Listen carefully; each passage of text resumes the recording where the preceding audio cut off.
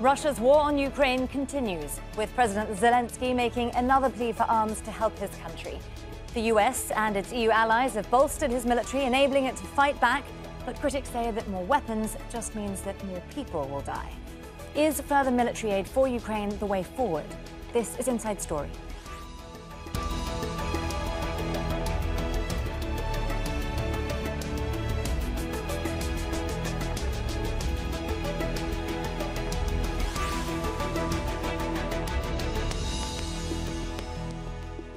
Hello there and welcome to the programme. I'm Nastasia Tay. Now, Russia's invasion of Ukraine has brought war between two European countries on a scale not seen since World War II. Death and destruction has been extensive, but Russia has been met with stiff resistance, and Ukrainian forces have also retaken some territory. Western arms and training have played a key role, forcing Russia to reassess its tactics. Moscow is now switching to long-range weapons and drones. Some critics of Western strategy say that pouring more arms into a war simply means more death and delays the need to talk peace. We'll be discussing all of this with our guests very shortly, but first, this report from Charles Stratford in Ukraine on the latest wave there of Russian attacks. Torchlight guides shoppers along the shelves. Russia's almost nightly bombardment of Ukraine's electricity and energy infrastructure means millions of Ukrainians spend much of their daily life in the dark. Victoria is shopping with her 3-year-old son, Daniel. They fled fighting near their home in the Kherson region in April. The authorities tell us they've stabilised the electricity situation, and then there's another attack. It's been like this for the last 2 months. He's got used to the darkness, and importantly, he's not afraid. We have no choice. We have to get through this. Emergency services battled fires across Kiev and various locations throughout the country after another Russian bombardment early Monday morning. This home was completely destroyed in a village close to Kiev by one of 30 so-called kamikaze drones the Ukrainian military says it intercepted. We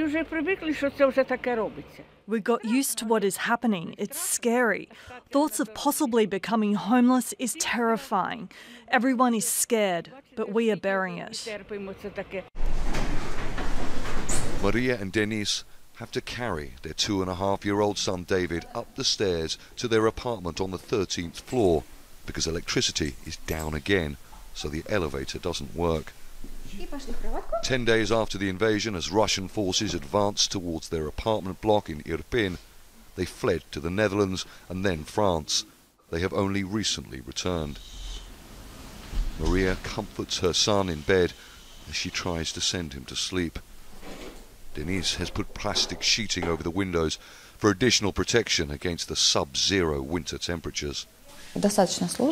It's pretty hard, but we try not to complain because we think of our soldiers living in the trenches in dismal conditions. But on one occasion, we didn't have electricity for 2 days. Yes, it's cold. Sometimes the child is coughing. It's winter, but we can get through this. We wait for spring and victory. Nearby is one of thousands of heated tents with generators put up in recent weeks where people can get warm and charge their devices as work continues around the clock to fully restore electricity and heating across the country. Russia's drone and missile attacks targeting Ukraine's energy infrastructure are happening with increasing frequency. And that means that many people in neighbourhoods like this one face another night without heating and in the dark. Charles Stratford, Al Jazeera, Kiev. Well, Western military aid has been critical to Ukraine's resistance and military advances. Let's take a closer look at some of the numbers. In total, more than 30 countries have provided military equipment to Ukraine. The US has contributed the most by far, with at least $8.5 billion in military aid. Next on the list is Germany, which has given far less, just over $2.34 billion. And the United Kingdom follows, supplying weapons worth $1.9 billion.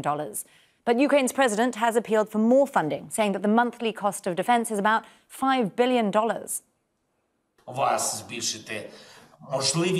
I ask you to increase the supply of air defence systems to our country and help speed up the relevant decisions of partners.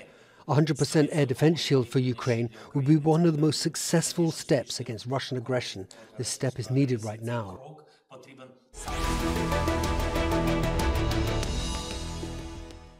Well, for more on this, I'm now joined by all of our guests. In Kyiv, we have Peter Zalmayev. He's the Executive Director of the Eurasia Democracy Initiative. In Moscow, we have Pavel Felgenhauer. He's a defense and military analyst and also a senior research fellow at the Jamestown Foundation. And in Riga, Latvia, is Leonid Rogozin, an independent journalist and publisher of a book called European Tragedy, a history of Russia and the current conflict. A warm welcome to you all. Thank you so much for joining us here on Inside Story. We know that Kyiv has been coming under renewed attacks in recent days, so I'll start there. Peter, presumably you'd like to see more Western weapons then to help defend your city? Well, indeed, and this is something that we've been obviously warning about since at least October the 10th, which is the day when the first such strikes occurred.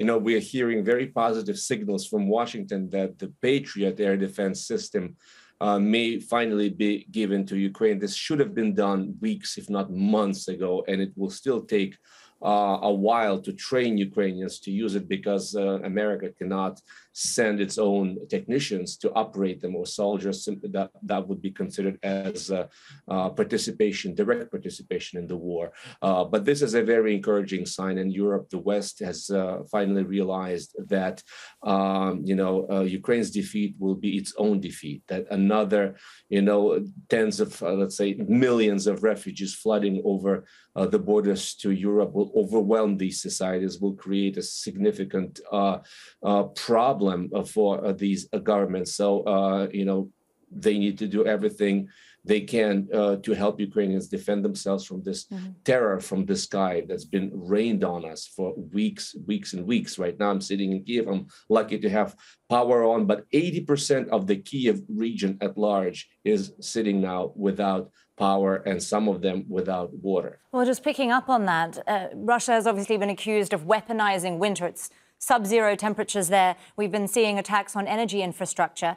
I know some defense analysts have been suggesting that this might be a Russian strategy to try to wear down Ukraine's air defense capability because it takes so many arms in order to try to defend itself.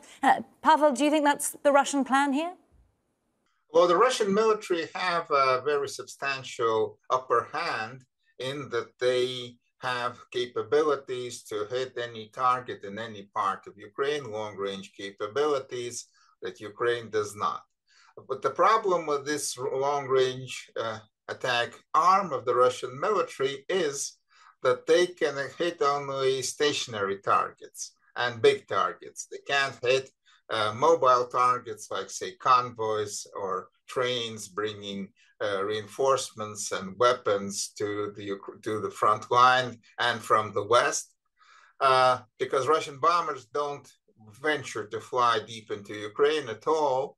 That means these are long-range missiles that hit stationary targets. The most easy stationary target are the Ukrainian grid system, and also defense industry, and also military camps, but basically right now it's the electricity power stations, but not, of course, the nuclear ones, but those that are producing electric power, hoping that denying electric power to Ukraine will put enough pressure on the Ukrainian government to seek a peaceful solution, to seek a ceasefire. Russia right now very much needs a ceasefire. For several years at least, but a ceasefire on Russian terms. So this is how they're putting pressure. They can do it, and they are doing it. Well, if they're trying to put pressure on it, it seems to be backfiring somewhat because these attacks have only really strengthened morale. We've seen that in quite a lot of the polling that's been coming out of Kyiv. I know Ukrainians are saying, the majority of them, that they're resolved to now fight until victory. So trying to end the war, especially at this point, seems to be not the aim here. Ukrainians feel like they're making gains. They want the war to continue. Leonid, let me throw this to you. That sounds like an argument for more weapons from the West then. Well, I suppose so, and it's not inconceivable that more weapons supplied by the West to Ukraine will result in success on the battlefields and Ukraine being able to recapture at least the territory that was captured by Russia after February 24th, after the start of the full-out invasion. However, it is equally not inconceivable that there will be no success and that the missile strikes against the Ukrainian power grid will result in something akin to a humanitarian catastrophe towards the end or towards the middle of the winter. So it's a very, very complicated equation that intelligence services and the military in Western countries need to solve and to make a very accurate forecast. Because the cost of inaccurate forecast is human lives and many, many human lives, thousands and thousands. Of course. It's also not just more weapons, I believe, that Kyiv is asking for, but also more sophisticated weaponry. Is there potentially a risk, do you think, Pavel, of an escalation into potentially NATO territory if more sophisticated weapons are sent? While Ukraine is asking for sophisticated weapons, it's getting sophisticated weapons since the war began in the end of February. The Ukrainian military now have capabilities they didn't have in the beginning of the war, and capabilities, some of them that Russia also does not have. And that has changed the overall balance in the beginning or the first half of this conflict up to the midsummer, maybe. Russia had the initiative and the upper hand, though there were many mistakes made and many disasters happened, but still. Now the equation has changed. Now Ukraine has the initiative to some extent, and that's what means that there's going to be more fighting, and the fighting will get more severe. Maybe actually next month we'll see a major winter battle developing there. At least that's what many military experts in Russia and in Ukraine are predicting. And this may be a decisive battle for the future of this part of the world. Or maybe not, of course, we don't know for sure, but both sides are gearing up for that conflict coming up and gathering reserves. Pavel, it sounds like you're talking about an escalation there. So let me ask you, Peter, as someone sitting in Kyiv now, is there a concern that more weapons could result in a further escalation, potentially even raise the nuclear threat? I mean, obviously some threats were made back in October. Well, the nuclear threat is something that I would prefer to sort of bracket simply because we just, this is the doomsday scenario none wants to contemplate. It seems plausible that the Chinese counterparts have made it clear to Vladimir Putin in recent meetings that they will not countenance the use of nuclear weapons, and so that is being relied on as a potential deterrent. Obviously, there's no guarantee of that, but if we simply just do not consider that, if we're talking about conventional weaponry, like I'm not a military expert, but when we talk about escalation, that to Ukrainian ears at least sounds a little ridiculous. We're in the midst of the biggest European land-based war since World War II. Russia is already doing all it can to terrorize us. Vladimir Putin has made very clear his goal, and that is the disappearance of Ukraine as a sovereign entity, as a state. Sometimes the Western audience or worldwide audience does not understand the implications, does not understand the message. I mean, all you have to do is just understand some Russian to tune into these federal TV channels and to hear every day these calls for Ukrainians to be exterminated, for Ukrainian children to be drowned in rivers. This is Third Reich rhetoric. This is what Hitler said about Jews. There's really no difference. This is a genocidal war. And, I agree with Pavel, the future of the rest of the 21st century and our security architecture is being decided in Ukraine, I think, Peter, and I hope the West understands. Sure, there's obviously there's obviously a lot of rhetoric flying around, but I do want to ask you a very basic question, which I'm sure a lot of our viewers are trying to work out at the moment. I think fundamentally people see more weapons being sent, and they presume that that will mean the fighting will continue for longer. And as a result, the fighting continues, more lives are lost, and there's more destruction of your country. And there's obviously been hundreds of billions of dollars worth of destruction already, and you're living through and suffering through all of that now. Is there the appetite for that to continue? Is there not a worry that this will just go on indefinitely? Well, if weapons are not being sent to Ukraine, that means capitulation of Ukraine. And that's not an option to us who are Ukrainians and who do not want to be a part of Russia. 98% of Ukrainians now want restoration to 1991 borders. When we talk about this kind of weaponry and long-range missiles, that would be giving Ukraine symmetrical ability to strike at military targets inside Russia, including those missile launchers from the Caspian Sea, which Russia is using to terrorize civilians, and that's what we're talking about. Okay, I want to broaden this out a little bit, because this is a war that's obviously had huge impacts, not just on Ukraine, but also many other countries around the globe when it comes to food security, energy prices, economic crises in various different places. Could more weapons, do you think, Leonid, prolong the suffering for everyone? And might that give other countries the impetus to try to resolve this in a different way? Well, again, I would say that that depends on the accuracy of the forecasts associated with the supplies of those weapons. Because if this war drags on for a long time, then yes, there'll be an impact on the whole world, on the European economy, and on the economy globally. So I'm sure that Western governments are taking this into consideration. And then also, yes, there is the nuclear risk, which should not be exaggerated. However, we are talking about a very non-transparent group, a very small group that is ruling Russia, that is controlling this huge arsenal of nuclear weapons, which is capable of destroying entire humanity, really. So it should be a concern for humanity.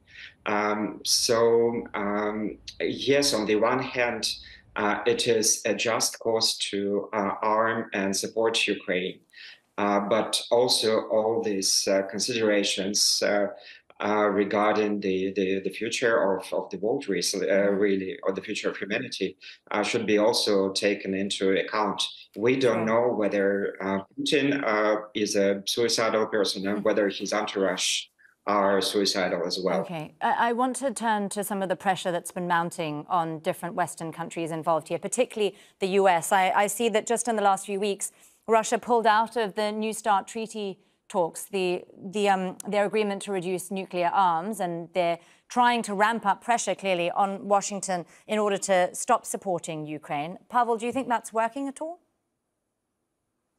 Well, Russia is using, of course, the nuclear deterrent fully as a deterrent. That's for what nuclear weapons were made, to use them as a deterrent, meaning, in plain words, that's nuclear blackmail.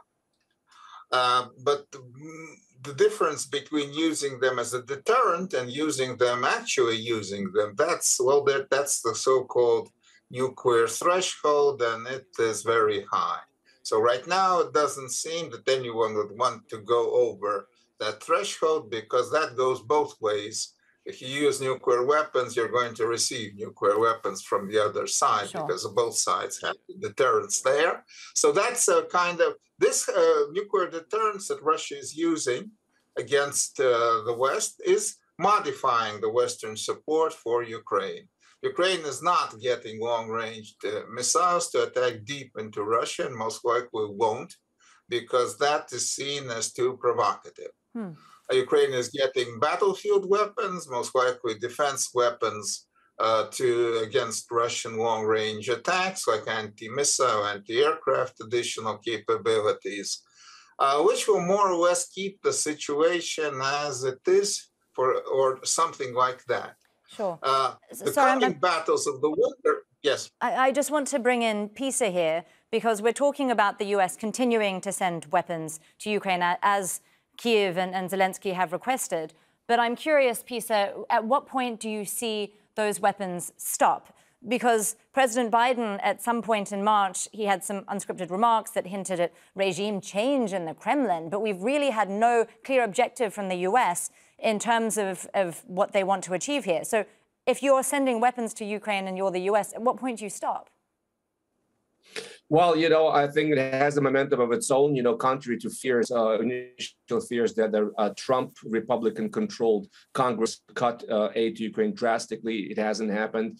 The Trump wing of the party hasn't really had much of a showing. And meanwhile, the military-industrial complex of the U.S. is ramping up its production capacity. Its budget has been increased by Congress. So the momentum is still to continue this support of Ukraine, not without issues, not without problems and qualifications, but until 2024, until the new presidential elections, I think the inertia will maintain simply because speaking of the population, speaking of just public opinion, the support of Ukraine in the U.S. remains overwhelming. Well, there is also public support for peace talks in various different places. So I want to turn to that. Moscow has a narrative that Ukraine is the one that doesn't want to negotiate. But from what I understand, Russia is demanding that Ukraine recognize geopolitical realities. I say that with quotation marks, before coming to the table. So by my understanding, in order to sit down, Moscow requires Kyiv to make concessions. Leonid, is that essentially giving things away before you even start negotiating? Well, the way I see it, the strategic goal of the Kremlin is to essentially to punish Ukraine for refusing to implement Minsk agreements and to punish it in general for being intransigent. So in that sense, it doesn't really matter for the Kremlin, I think, what percentage of the territory it currently controls will be left to it after the settlement.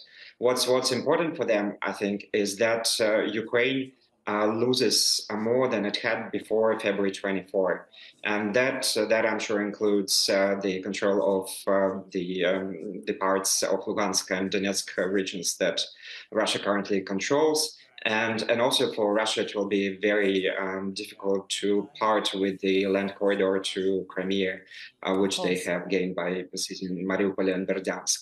But all the rest is, I think, negotiable for the Kremlin, and any solution that will involve keeping those parts of Lugansk and Donetsk regions and the land corridor to Crimea, all of this can be presented by the Kremlin as a victory at the end of the day. Of course.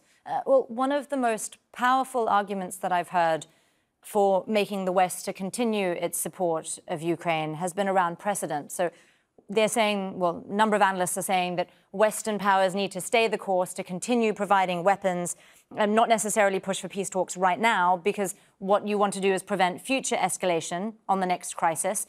Otherwise, Moscow's really presented a blueprint for not only Russia, but for other potential powers to get what they want from the West. Pavel, what do you make of that argument? Well, many in the West, especially in Europe, would want to see a ceasefire happening, and Moscow wants a ceasefire right now because the Ukrainian right now have more men in their armed forces and in many cases have more weapons, and Russia right now is struggling to replace the weapons and munitions we're using up. The intensity of the fighting is high, and I don't think that Russia can continue for a long time. Most likely, Ukraine also wants a ceasefire, but again, it's about the terms. Sure. What Russia wants a freeze of what it is more or less a freeze of the status quo for the time being, a line of control established, a kind of Minsk III. Ukraine is not ready for that. And that means, and the West is not ready to put any kind of real pressure on Ukraine, though, of course, they're holding back, say, long-range missiles that could be used from the HIMARS system for 300 kilometers. The Americans are not giving that, and the others are also not giving it because these missiles are in other NATO countries. So there is some pressure on the Ukrainians, but no one wants to be seen as the one who forces the Ukrainians into a capitulation. So right now, I believe both sides actually have enough weapons there on the battlefield for one more very vicious battle coming up in the winter. Then there's going to be spring, and that means a lot of mud, and there's going to be a pause. And then there's going to be summer. By summer, maybe we'll have a ceasefire, maybe not. It depends how the coming battles turn out on the battlefield. That's where the decision is going to be made. Indeed, and we'll continue watching that all very closely here on Al Jazeera. But for now, thank you to all of our guests, Peter Zalmayev, Leonid Rogozin and Pavel Felgenhauer. Thanks so much for joining us, and thank you too for watching. You can see the program again anytime by visiting our website, that's aljazeera.com. And for further discussion, do go to our Facebook page. That's facebook.com/AJ Inside Story. You can also join the conversation on Twitter. Our handle is @AJ Inside Story. From me, Nastasia Tay, and the whole team here in Doha. Bye for now.